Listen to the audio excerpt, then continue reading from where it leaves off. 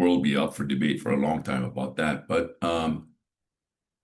currency, it's like money. Money is a currency and enables things to work in an ecosystem called our economy, as an example. Um, but promises are an interesting currency or flow in any organization.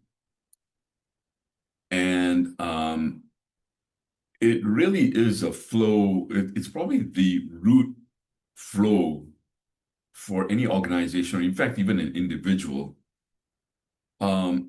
is to manage, and design your flows called your promises. So your promises are things that you say that you'll get done within a certain period of time.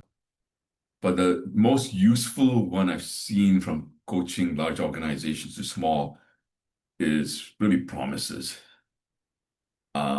You could say promises make the world go round.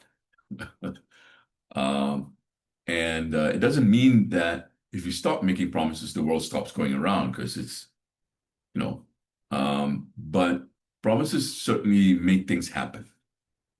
Uh, and so it's the number of promises you make, the number of promises you keep, the percentage you keep, that tells you a lot about the current state of who you are. In fact, you can make a correlation between promises measured and your well-being or the state of love in your relationship, even.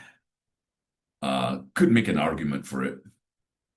Um, but there's definitely a correlation between performance and currency, in this case, the currency of promises. So even if you looked at your family and you looked at promises made, kept, it kind of tells you, promises made kind of tell you the vibrancy of your community. Are people really making promises to each other, or are they just, whatever, you know?